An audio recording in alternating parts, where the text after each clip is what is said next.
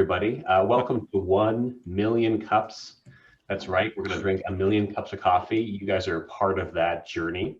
My name is Leif, which rhymes with safe. And I'm glad you guys are all here. This is a very exciting day. Every Wednesday morning is a very exciting day for everyone here. So what is 1 million cups? Well, first of all, you need to have some coffee or whatever beverage you'd like. We traditionally get jacked up on coffee doing this. If you've not followed us on a social media platform of your choice, you have Facebook or Instagram or Meetup, or the best one really is the email ones, because you don't have to be like in that Facebook social media world, although our Facebook page is pretty poppin', so choose your poison there, and I do mean poison. What are we about? Well, we're about sharing ideas and offering help and asking for help, building community and supporting each other. This is kind of like a business meeting right here. But we have a couple big key differentiators from like a lot of other business meetups, which tend to focus on pitching and investors and investments, which is something we still talk about, but it's not our main focus. So something you'll see a lot of here is presentations. We're practicing presenting, we're getting better at it. We have presenters come on, and we're not really working on pitches. So pitches are kind of like, we're trying to get money, for our startup. We're here to connect, not necessarily just like who can hand out the most business cards.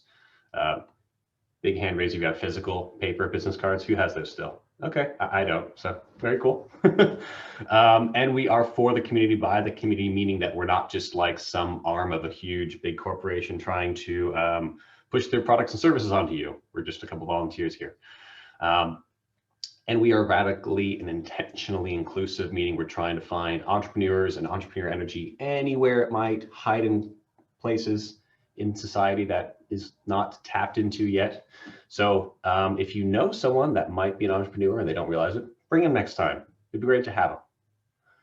So the 1 million cups is actually a nationwide thing, meaning that if you're on a road trip post-COVID or whatever, and you're like, oh, I'm in like a major city on a Wednesday morning, I bet you there's 1 million cups there. You can go and say, yeah, I'm from the Seattle chapter, and I wanted to see how you guys do it here. This is across the country, hundreds of volunteers, all these communities. It's really cool community-wide space. And our main pillars here are education, presentation, and connections. So you're going to be getting some of that EPC today if you stick around, and I recommend you stick around. Oh, did miss a slide there. All right, so this is what our space normally looks like, and I say normally, it's like almost a year ago this hasn't been the case, but 8,000 entrepreneurs have shared their stories through 1 million cups across the nation. Some people share more than once, kind of do a refill presentation, and this is where we hope to get back to in South Lake Union sometime, to maybe that hybrid approach we heard about earlier. So the question I'm presenting to everyone here in your head, and you can answer it out loud if you needed, is do you have all the answers and feel like you know exactly what you're doing? Okay, because if you do, we want to know it and know all the secrets, because a lot of us kind of feel this is not the case, and it's hard not knowing what you're doing as an entrepreneur. So we're here to help through all of our different pillars of education, presentation, and connections. I personally have learned a ton from my small business here. I've actually made a really great business connection that I'm going to follow up on today. That's going to lead me forward on this path of my personal business. So you never know what you're going to find today, next week, or the week after. Quick special thank you to our sponsors. We could not do this without them. Human Up sponsors some of our marketing campaign stuff. A Small Studio sponsors our Meetup page, which does cost money, by the way, blew my mind a bit. And Seattle Strong does support our coffee. When we're in person, we give out free coffee. So look forward to that in the future. We also have volunteers. These volunteers make it happen every single week. So if you see someone in the audience, if you volunteer, shake your hands around wildly. Thank you, volunteers. You guys are awesome. What to expect today? Well, we're going to have coffee and conversation. Kind of did a little bit of that already. We're going to have a 6-minute entrepreneur presentation, getting to that presentation mindset here, which sounds like a short amount of time, and it is, because then we're going to move into a 20-minute Q&A, and that will be where you can ask questions, follow up with information, thoughts, ideas, kind of, get into that business idea a little bit. At the very end, one of my favorite things we do are we're going to be doing breakout rooms, which are kind of like random rooms you're assigned to just with another person. You have no idea who they are, or maybe you do. And you get to talk about the presentation, talk about your business, talk about their business, things you're struggling with, groundhogs, whatever you're looking into, okay? That's what you get to talk about. So that's this morning. And then you leave fresh, refreshed, and ready for your exciting day of hopefully not answering emails all day. So I'm about to bring our speaker on today for our presentation, but first I wanted to go over a couple things about being a supportive listener for this. Just make sure you focus and think about kind of like, this is not only their time to shine, it's your turn to shine as a person who's asking questions. And like, what's it like to be a supportive listener for an entrepreneur? Like, if you want to practice talking to business owners, maybe you're not good at that yet. What stands out? What can you want to learn about? How can you share your expertise? Everyone has expertise they may not realize they have. So keep that in mind. Take a couple notes and put your phone away. You'll be so excited about it. All right. So without further ado, I'm going to stop this for a second, maybe. And we are going to bring Caleb to the virtual stage. Caleb with his Property Scout company. I'm going to, basically he has I guess he acquired this company, right? And this is kind of a new thing for Women in Cups. A lot of people start from the very beginning and have different challenges. So I'm really excited to see how where he's at with his company, and I will give it away for him right now. I think I have to give him permission to do that first though. Permission, please. Yes, there we are. Permission granted. All right. You should be able to share your screen. Get my screen share on here. And presentation mode. Everybody see it? Thumbs up. That's great. Thank you. Well, hello, my name's Caleb Page, as Leif said, and we're going to get our macro on today. So this is about the best image I could find for a 30,000 foot view. So it looks more about 10,000, I'm thinking, but just we'll be thinking kind of macro here, because as I started back, I guess about a month and a half ago, Leif, that I reached out to you to say, hey, I'd like to present. I knew I wanted to talk a little bit about the business, but I wasn't sure what I wanted to talk about at that time. And I was in the middle of a research project, a market research project. And I said, I'll probably present the findings of those, because I was, looking into this customer segment, and I was going to have a bunch of conversations, and I did. But honestly, what happened with that customer segment, that market research, is it turned out that we're not going to pursue that segment. It was a bust. And it's a fascinating journey, a fascinating story. But last week, I was listening to Tessa's presentation, and I was really struck by some questions I really want to ask. We're going to get into those in just a second. But first, for context, just a little bit about me and my background. I decided to do this kind of logo thing in preparation for this presentation about the places I've worked. And, I did throw into the uni or, the university stuff or the hobby stuff. But in many of these places, as I looked, I realized that in some of them, they're all of them had some sort of leadership role that we get into. Some of these these were my businesses. 4 or 5 of these, they were my businesses. Others, I was, just an employee. But each step along the way had a transition, and there was a reason for that transition at one time or the other. Either it was for a different experience, or it was, the pay was better, or it was, management, whatever those reasons are that we do these transitions. And within each experience, what I recognize is that there were a bunch of projects and a bunch of different decisions, different opportunities. And as entrepreneurs, we are greeted with opportunity almost every day. And so for anyone that has their business, they recognize that, I've got to make a decision, do I pursue this path or that path, like that customer segment that I was investigating. Now, what I'm going to do is I'm going to go through these 2 questions, because back to Tessa, she was into this kind of, I can't not do this in her presentation last week.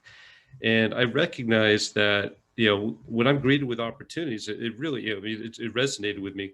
But when I have an opportunity in front of me, I'm trying to think about, well, should I do it or shouldn't I do it? And we're going to go to the first question that I'd like conversation around.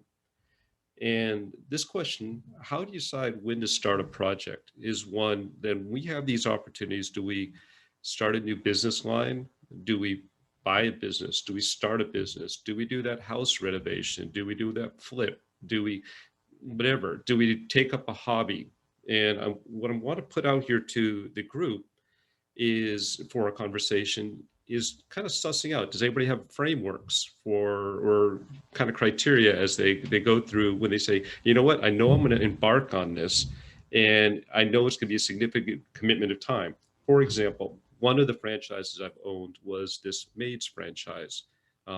And when I bought it, you know, the guy that helped me to buy it and start it and get it going, we kind of did the, you know, the pro forma, a forecast, and we said, you know what, this is where it's going to be in 5 years. We're going to sell that thing, and then I'm going to go do something larger. Well, little did I know when we started in that 5 years would quickly become 15 years before we sold it. And we don't recognize that we take those first steps into these projects.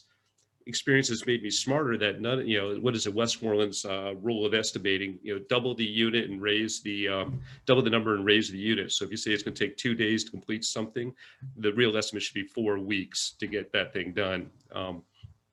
We know that this is going to take a lot more time to really get that project completed. So anything, I'm very cautious these days about launching anything, you know, creating new functionality within our own website, you know, propertyscout.io, my current company, or it could be, do we go and offer, you know, a new business line, an affiliate line, or do courses, or a different customer segment. Then the other question I have that I'd love for us to discuss is, how do you determine when a business has reached its potential? You know, when is it good enough? Because for anybody that's grown a business, it's almost like you're always summiting.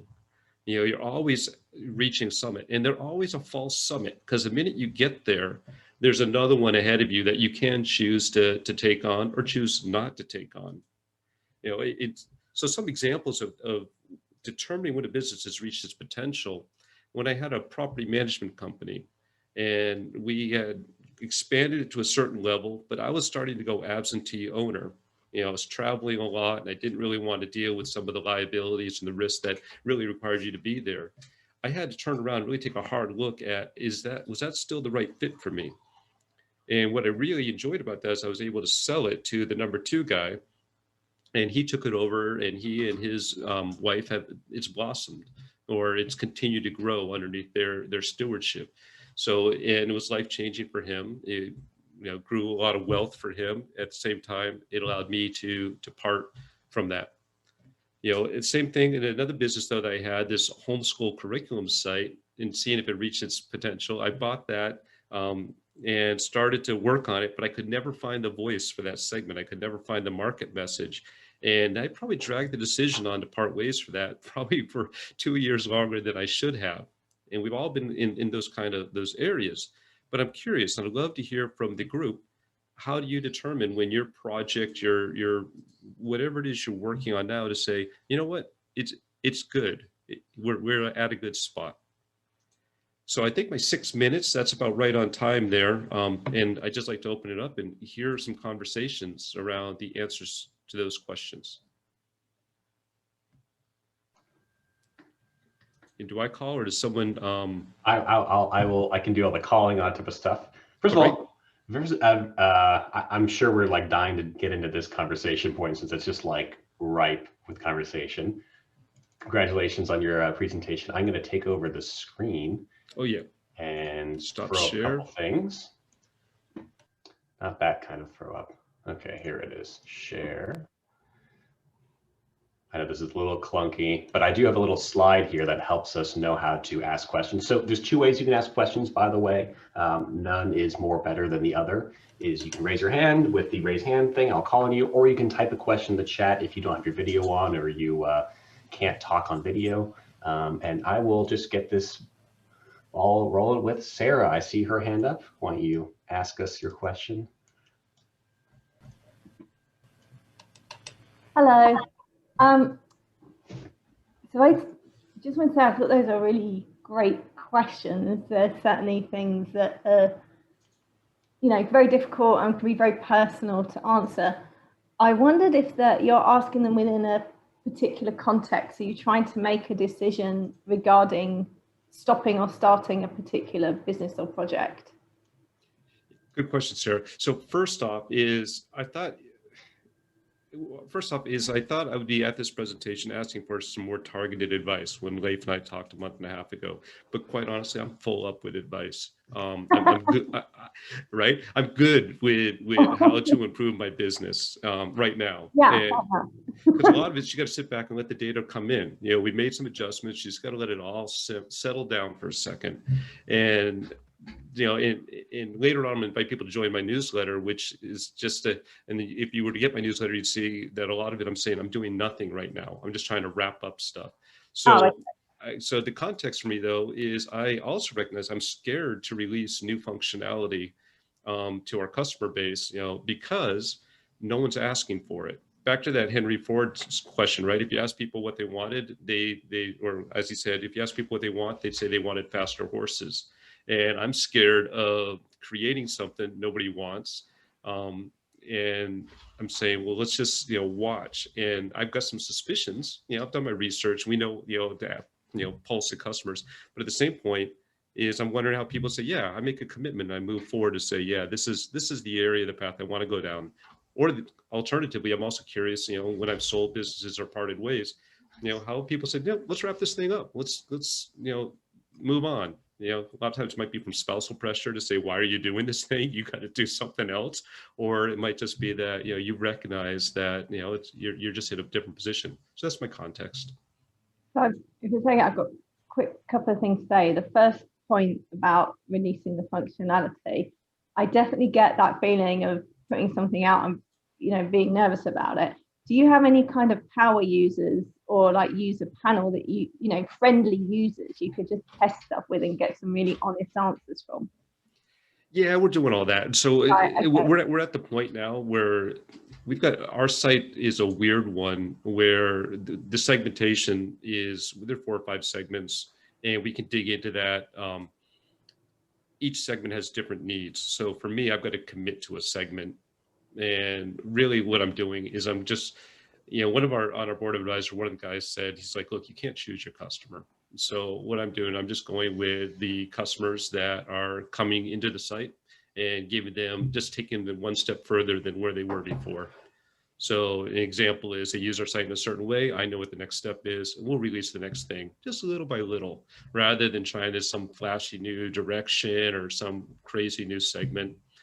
But that's all right. It's low risk, but at the same point, we turn around and say, hey, there's a whole nother business line we could do. What if we release courses? Or what if we went and pushed the affiliate marketing? Or what if we said, hey, because this business is so calm, why don't we go buy another business? Right? Or why not, so it's always those things. And how do people say, hey, I'm at a point where I'll take on a new project. I'll open something more in my life. Well, in that case, the way I make some of those decisions is it's a bit cheesy, but there's this, have you seen this Japanese, I think it's called a Ikari thing. I was just trying to find the thing. It's like a little Venn diagram, and it's a way of finding the thing that works for you, and it's the thing that makes you money and gives you purpose, and you put all those things together, and when it's in the sweet spot, that's the thing to do. And I've run small businesses back in the UK, and I actually folded one a few years ago, not because it wasn't making money. We were making money, but to be honest, I just suddenly realized it wasn't it just wasn't for me. I just was miserable, so I killed it. So I'll put the link to it in the thing. I find it useful as a way to think about those decisions, so maybe it worked for you too. That's great, because that's exactly why I'm asking this question, because I know somewhere in this audience, someone's going to say, hey, there's this little tool I use, and boom. Right, I'm sure other people have loads of other worth the price of the meeting right there. Thank you, Sarah. All right, I'll mute now. Thank you, Sarah. All right, we're going to move on to Jay's got his hand up, and then move on up to Jolene next. Thank you, Caleb. I love these questions, and I don't know that I have a nice formatted Venn diagram or formula for you, but I spend a lot of time with people who are asking that first question, especially of is this a good idea? Like, should I do this? And I ask myself that question in my work as well. I think about, as a librarian, I think about us kind of almost like swimming through this information. Like, it's coming at us. Information is coming at us from all kinds of different perspectives and places all the time. And when I try to kind of organize that information around, is this a good idea? I think about viability as kind of this thing in the center, and we have all these things that are pointing at the viability. And some of those things are, kind of formal market research. Some of those things are kind of like my gut instinct. Some things are less formal. Some things are like things from customers. So all these various arrows that are all pointing, and some of them take us further and closer to that, viability circle. And others are like just kind of point, further out. So I guess mine is a little bit less kind of elegant, but more of like, I'm looking for lots of arrows that are all pointing me in that same direction. And the other thing is like those change over time, so that maybe this gets at that second, piece of like when you have, 20 arrows that were all pointing at the center, at one point, and now now there's only 10, maybe that's a time to think about change. The other point that I kind of want to make there too is like, it seems to me like the first question is less of my own choice. That's more like the community, like there's the need that's out there. But the second one seems to me to be more about like my own, and I won't say that there's a it's not binary here, but the second one is more kind of seems to be more in the personal realm of like, okay, now I've done this. But the first one is more about like, is the need, is the community responding, that kind of thing. So anyway, those are my thoughts, and thank you. Yeah, that's really cool though. Just say, one of them is kind of logic based and the other one can be more emotional, whatever your personality is or where you are at that time. So it's a neat recognition of how we're using maybe a different perspective in those two decisions. Thanks, and maybe in that second one too, it's not my time anymore, but somebody else, it's an opportunity for someone else, then I'm selling the business, or I'm like thinking about a partner takes it on or something like that. But yeah, I think about it in those ways. Cool questions. Thank you, Caleb. Thank you. Yeah, thank you, Jay. Really great insight. So we've also got Jolene next. I see she's very eager to answer a question, as always. No, well, what I'm going to say is, I mean, between Sarah and Jay, like, what else is there to say? I mean, because I agree with both of them, because I was just having this conversation. I had a colleague of mine talk to me about a project they wanted to start, and she's like, but I don't want to tell anybody about it. And that's actually, I think, one of the worst things that you can do, because if you don't talk to people in the market, you don't get that info that Jay was talking about. Like, if everybody says don't do that because I wouldn't buy that from you, then except for the dog gelato that Jay told us about, that was a winner, that was a sleeper. Anyways, but I agree. I think there's a gut element to the next part of it, of, this idea of like all of those arrows. Totally agree. And the other thing that I will say is, I mean, I started this app, and like right now it launched, and yet I don't have all of the functionality that I ever wanted to have. And I'm having that panic as a perfectionist of, this isn't perfect. It's not what I want. And the feedback that I'm getting is, this is amazing. And I think that's something that we also have to recognize is depending on who you are, sometimes you have to plow through your perfectionism and just to get it out there and then get that more feedback. And I agree. I mean, the user groups, I loved what Sarah said about that. That was like, yes. And it sounds like you're already on that. So like I said, I have really nothing to say. But it was well said. That's awesome. And you're right about the apps and those projects, because these things will never be what we want them to be, right? And it's always going to be subpar. Yeah. in your own head at least. Thank you, Jolene, for giving a lot of info, even though you said you didn't. I'm going to sneak one in right now as a host since I can't raise my hand. And that is, a lot of us have this concept of having work and life separation, right? You get your work done, you go back to life. People I'm talking to now sound like that's kind of a fallacy for some people. What would this look like if you said your life had to be fully integrated with work and life? And which decision would you choose if you had to have it kind of like integrated into your life, then you'd still be happy? So maybe that framework could be helpful to say, kind of trick your brain into which one would make you the happiest or bring you the most satisfaction or joy. So that's something I've been thinking about lately. Love that you say that. My wife and I didn't share this. We've worked together in many of these businesses, and she works with me now. And, we've taken 2 years off to live in Southeast Asia. We leave at 2 or 3 in the afternoon. And I was just saying to her last week, you know what, I like our lifestyle and it's something to be protected. And, so you're spot on. There's some things I just won't do. We learn as we go along, right? Or become more important to us. So we're able to pick our son up, all that stuff. So great about context of what's in and what's out life. Thank you. Great. Just a quick reminder on the question things.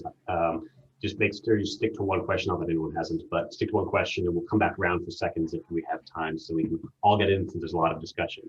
Huba, you want to next? Yeah, hi guys, how are you? I'm here, I'm visiting from Miami actually. I'm active in some of the other 1 Million Cups groups. So sometimes I check in with Seattle there. We have a daughter who lives up in Everett. So how are you folks? So listen, the reason, so first of all, Jay, I love that idea of the inside and the outside locus of decision, right? Where one is more internal, the other one is more external facing. But Caleb, the reason why you are struggling with these answers is because there's no easy answer, right? This is a very complicated answer. And I would recommend you go to look up on Freakonomics Radio. You know those guys? Yeah. They have a whole episode about decisions and I'll kind of,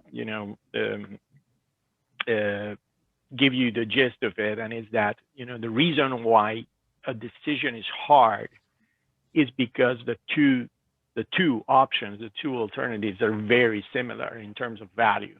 Okay. So that's why you struggle with the decision. You like what you're doing, but there's, maybe you want to stop, but and they are equal, right? So it's not like it's not evident. So on the product side, on the feature side, first of all, think about it hard because simplicity has value. That's why we have no gluten food, that kind of stuff, right? And, the Google one box where you type in this thing and it has a button on the bottom, or the iPhone with one single button, right? That simplicity has value because it takes away all the clutter, right? And having all the feature set is not necessarily the right way to do, the right thing to do. And then, one of the things with, going back to your Ford question is don't ask your customers, watch them, observe them, see what they do, because if you ask them, they're going to come up with the answer, I just want a faster horse, right? But if you actually do you observe them and you see, how, if they go with the car, right? The thing is, you need a prototype. That's the problem right there. Right? And, just in terms of evaluating a business, I know you said, Leif, that we should stick to one question, but there is this thing, through many years in the tech world, I have this thing imprinted in my brain, which is it's called the Gartner quadrant. I don't know if you have ever seen that, Sure.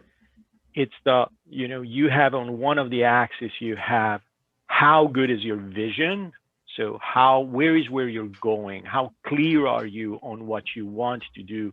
And the other axis is how well are you set up to execute on it.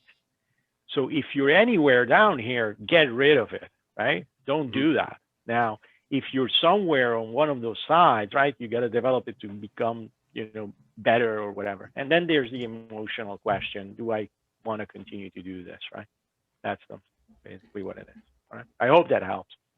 Absolutely, man. I think I appreciate it. Thank you. Great quadrant. I love a quadrant myself. Big fan. All right, we're going to sneak over to Casey's question really quick, then followed by Tessa.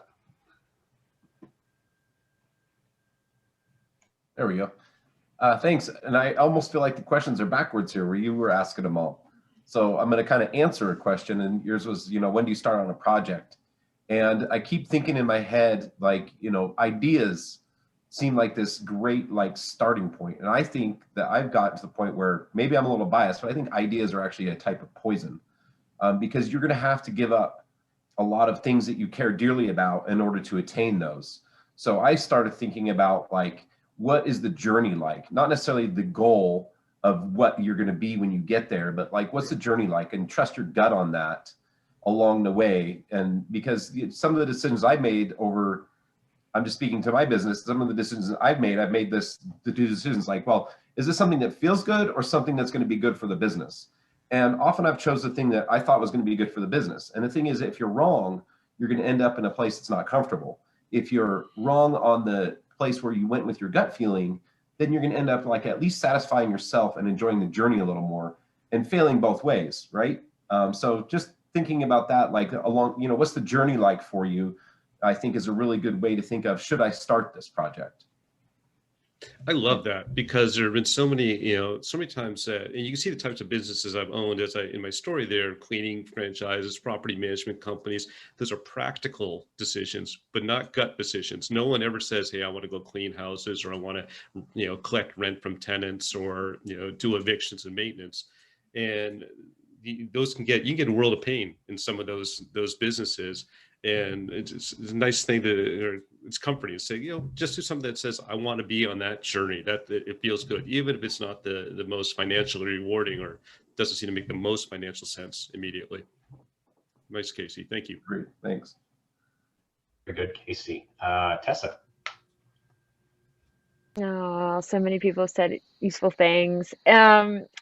Thanks for sharing that question, and I am glad to be the inspiration from last week. So you probably know, like, I'm seeing this interesting, like, what different people are saying, and it's like kind of running along the like logical, practical use skills, or like some like external thing to make the decision for you. And then there's there's me right on the other end of like, what drives you? What makes you excited? Like, how do you feel more alive in your life? That's what you should do. Which is hilarious, because I say that, and then here I am, like last week, being like, and I'm not doing anything with that passion that I'm so passionate about. So I'm really respecting and feeling like I have to listen more to the people who are using different metrics, like to decide. Like the quadrant before, I was like, I am just off that quadrant. Like I don't even land on that quadrant. And then I'm like, no, Jesse, you can land on that quadrant. So I'm really interested in like these different sides. And I think like one thing for me that I've been bringing into decision making, it's touted a lot of places, but it's something that's really, I think a lot of people mention, like, depends where you're at and the kind of person you are, right, about making the next decision. And mine's like, something that I'm working on right now to push me from passion, or like that focus on just what's, what is the thing that you want to put out in the world, and like what's actually practically you're able to do and create, instead of just living in ideas, mud, which Casey was referring to, when you're just surrounded by ideas and you're stuck in that mud of ideas, you can't do any action. I'm like, I heard you mention fear. And it's like, there are no wrong decisions. It's just the decision that you next make to find out what the next one is. So if you put out something and you decide, like, you're like, okay, I've done all these metrics, I have the time, lifestyle, I like believe this is something that my community would like, even though I didn't ask them directly, I listened and did all the things, and it's still tanked. It's like not the wrong decision.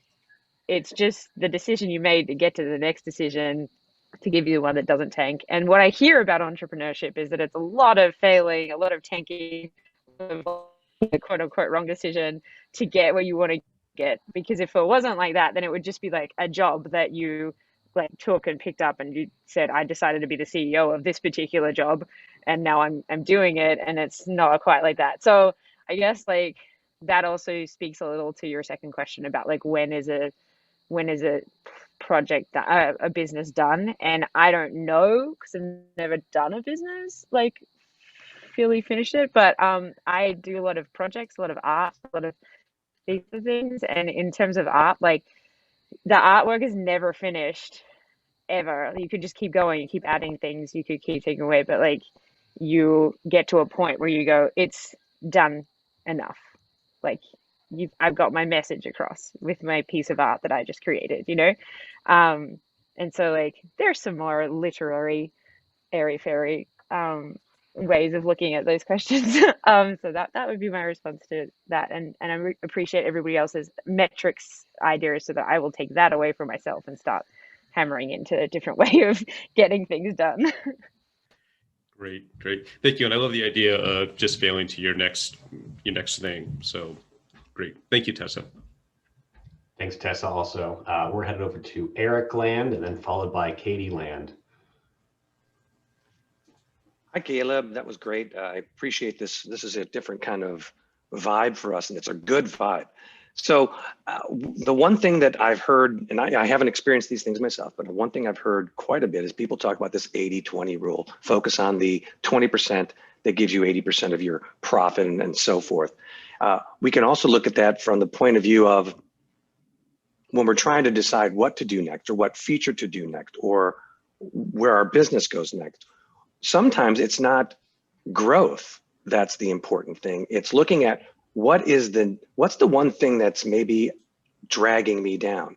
Is there a 10% of your income that's coming from 40% of the nagging? And making just the decision to no longer work on that and to tell people, we're not making any changes to this so that the nagging goes away. Does that bring enough benefits so that it frees up your mind or frees up your life or whatever that is? So sometimes we need to look at what feature can we do away with or stop working on forever, even though it makes money for us, if that makes the business better, leaner, makes me happier. So sometimes it's the other direction. What can I get rid of? It's not what's the next thing I can do, but now that I'm here, if I get rid of this, will the business be better without that ball and chain to drag around? So just a thought. That's awesome. No, I like that too. It reminds me, I recently read Chop Wood, Carry Water with my son, and it's about beating on your craft, really. And what you're talking about there is a way to really kind of look at, what you've already got and how you might kind of hone it. And it might be that you're going to cut out some stuff that is just not comfortable. It doesn't feel good. And it's always fun to fire a few customers. I love firing bad customers. Always have like the worst paying, most naggy, most needy customer right there on the wrong side of the bell curve. And you're just like, gotta go. Sorry. All right, Katie, what do you got for Caleb? Well, so I think that along this kind of line that I've actually just recently fired a client. So, or have started the process of firing them. So, but I think that a thing that came into my mind about this, because that was essentially a microcosm of like, when is this thing done, right? And, when have I taken it as far as I personally can go? And I find that I'm typically weighing two things at the same time. I'm typically weighing what's good for me or my business or my life in the short term versus what's good for all of that in the long term, right? And I think that sometimes we have to find the balance between, are we living in a place that feels like we're only ever making long-term motivated decisions at the sacrifice of our happiness and growth and time in the short term, versus are we only focusing on the short term and never thinking about the long term? And I think it's kind of like a pendulum where we kind of oscillate back and forth between those two things. And I know if I look back at my life, like I can see times when I was so focused on the long term that I was just so unhappy in the now. And then other times where I was like hyper focusing on the now, and then I was racking up all these bills and I had to think about debt in the long term, right? And so I think that's one of those frameworks that comes into mind for me, that I just offer to the group, that kind of being aware of those short-term versus long-term gains. And sometimes we might need to take a short-term pain to have a long-term gain, or vice versa. Thank you. It's great. Just to remind everyone, and myself especially, though, as far as that balance of what's close in and what are the sacrifices we're making. So thank you. Thanks, Katie. And we've got Nico up with a question. Well, hi guys, hi everybody. Here from San Diego, joining in. I kind of have some thoughts about this. I like the Henry Ford analogy, but I also see what they attribute to Thomas Edison, that said he didn't invent the light bulb. He just found 2,000 ways of not making it. So, you know, and this is a guy who kept dreaming that he was going to get there. And we have a saying in Brazil that probably exists here: the difference between being stubborn and persistent is just that if it worked at the end, you were persistent. But the stubborn guy will always keep thinking, I'm just persistent. So, you know, keep doing. I think the thought here, and I've been listening to this, you know, in different views, and I agree, I think with Casey, that said, you know, the journey, that's the first one that's the first time I heard that. But if you have a good journey, maybe you'll be satisfied at the end, even though it may have tanked. So, but people, the biggest differences I see, some people say, you know, build fast, fail fast. So, but that burns money, but you know, it gets a quick growth. And some other would say, don't do that, just validate. But then you never start. So it's somewhere between, and maybe, you know, if you're talking about a new business, it might be that you should at least start building and fail with some validation. It's kind of a tricky question. If you're just doing features in your business, maybe you can do one, it's build fast, fail fast, and the other one you validate, and maybe you compare and see what happens at the end. So it's a tough decision. And I think, Tessa said, you know, there's no wrong decision, because I think there's no formula for success. I think people see that even in parenthood. You see two kids and you say, I did the same thing to both, and why did they turn out not the same? Or, you know, they might both be good, but different things, and agree with you in some and not in others. And there's no formula for success, I think. So I would stick with Casey's opinion. If you like the journey, I mean, at least you'll be satisfied at the end, which is, you know, hopefully that satisfaction might drive it to success, I think. Well said. Well said. Thank you, Nico. No problem. Thanks, Nico. And I think we've got one last question from Mark with a manual hand raised like that. Thanks. Hey, Caleb. So this stuff is coming to mind when the question I would ask myself is this a Main Street business or a Wall Street business? And a Main Street business is you can fall and make great money, great income relative to being a commodity business. You don't have to outthink, outwork, or out strategize. Just follow the plan. You can make plenty of money with a Main Street business. If you want a Wall Street business where you're trying to hit a home run, now you got to strategize to be something unique, but it's a much riskier bet. Now you're trying to change the formula. So if you're thinking of income preservation, be conservative. If you're thinking of that you want to try and exit or capitalize on the business, there should be a unique factor. Love that you said that. I've spent a lot of time in the last few years considering, you know, what I want to do. You know, I turned 50 about a year and a half ago. So, you know, final decade type stuff, you know, what do you want to do for that chapter? And, you know, and I at first I said, yeah, I want to go big, but I'm at this point now where I'm like, no, we're going to go bootstrap, family owned, and keep it small, keep it manageable. Don't develop investors that are also customers. So that's part of the journey, I think, that Casey and Nico were talking about. So I mean, right there with you about Main Street. I think it's much easier on the lifestyle than going the other route. and I'm not that creative. So there's that too. So good. Thank you for that. Appreciate the advice. Thanks, Mark. And well, thanks also to you, Caleb, for inciting this insane creative juice flowing situation here this morning. I have so many sticky notes on my desk. I'm going to have to turn it into a career to organize it all after this. Speaking of organizing ideas and thoughts, we have a couple more things to talk about before we get to continue talking amongst ourselves in smaller groups where we can just keep going and going and going. I'm going to share my screen again right here. There it is. All right, so we always ask our presenters the same question of what can the 1 Million Cups community do for you? So Caleb, what can the 1 Million Cups community do for you? Yeah, I had a cool slide too I was going to put up for this, but what I can do is you can throw it on. Okay. It's not that cool, but it's kind of fun. You said cool, so I'm invested. All right, good. Me too. Coming up. Yeah, I didn't even share with you yesterday, Katie. It's my next slide though, which is what can 1 Million Cups do for me? And why is this not clicking? There it is. So we can connect. And it was just a stupid art for the image, but I thought, you know, somebody looking at their phone, I had to figure out the right image. But for me, it was either connect me on LinkedIn, and I'm going to put that into the chat once I figure out where the chat went on here. There it is.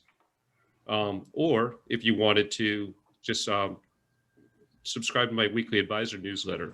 And what that is, I send out every week, I just send a little bit about what's going on in the business, propertyscout.io, and what we're working on, what we're considering. So it's for entrepreneurial types and friends of Caleb, as I'd like to kind of think of it. And just, you'll get a little update. And then from there, you see some of the problems I'm working on. If you want to talk about them, reply back and we go from there. And sorry, I lost the LinkedIn link, but you can find me. Just search my name and you'll see me. Page on LinkedIn. Wonderful. Cool. That's it. Caleb? Thanks, guys. Okay, now I'm going to throw my screen back up. You're up. So that is enough. Follow your advice email, or what is it? What, not word advice, the other A. You know, the advisor. Advisor. Or connect me on LinkedIn. Yeah. I don't post on LinkedIn, but it's an easy way to stay in touch. That's actually a really good way to connect with anybody. You know, look at the chat, find them on LinkedIn, say, hey, what's your email address? And then you can chat with them without LinkedIn if you need. So the other question we always have is, what can you do for the 1 Million Cups community? Again, one of our big goals is including people, inclusivity. So the best thing you can do is to bring someone next week, maybe someone who is not necessarily an entrepreneur or thinks they aren't, or is nervous about the whole idea. I remember being like, I've had a whole business before, and then I was nervous even showing up to my first 1 Million Cups meeting over a year ago. I like skipped 3 of them because I didn't want to go, because I was like, it's probably not for me, all these insecurities. So there's your story from me to say that, no, you should just come. So come next week to meet another entrepreneur. It's another great one. Is next week we also have a new company coming up. It's called Tech Founder Connect from Eugen. That one's going to be very interesting and very exciting. Eugen's a cool guy, just like Caleb, doing some very interesting work here, and it'd be great to have you next week. So if you want to present, you totally can. You don't actually have to have your presentation ready. You don't have to have all the stuff laid out. It's fine. Just kind of apply. We'll chat with you, figure out when you'll be actually ready to present. So if you're on the fence, here's your push over that fence and just apply already. Presentations can be really what you want it to be. It can be what Caleb did, where he's like, I'm struggling with these 2 questions. I'm throwing them out there. We're going to talk about them. Or it could be, here's my company in a bit more detail, and I'm kind of stuck here. Or really, hey, this is my pitch I'm going to use for investors. What do you think? Is this going to land?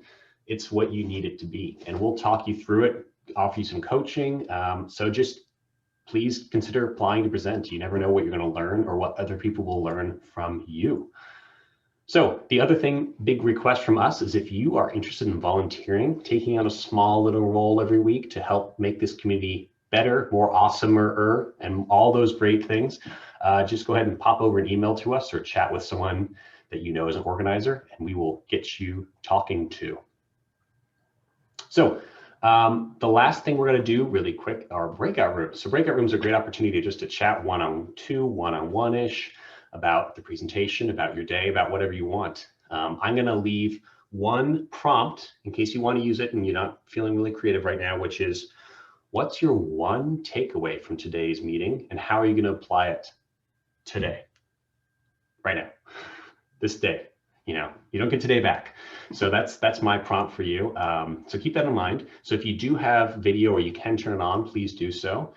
You have a free pass to go when you need to. We've got about 7 minutes left till 10 o'clock. So if you need to go, no problem. You just can head on to your work day and get stuff done, drink your coffee, etc. So if there's anything left to say, please do so. I'm going to start setting up the breakout rooms right now. And a big special thank you, Caleb, for presenting and being a little vulnerable and talking about your company and all your things you're working on. All right. Getting this. I wish the reactions came with sound effects. I wish you'd like do a little clap hand and then there'd just be like, ooh, little claps. that'd be fun for the first 10 seconds. I know, it'd get old. Especially because I often repeat reaction. All right, everybody. I'll see you on AIM, AOL Instant Messenger, whatever else after this. Take care. We're going to open up the breakout rooms right now. And it's great to see everyone. See you all next week. Thank you.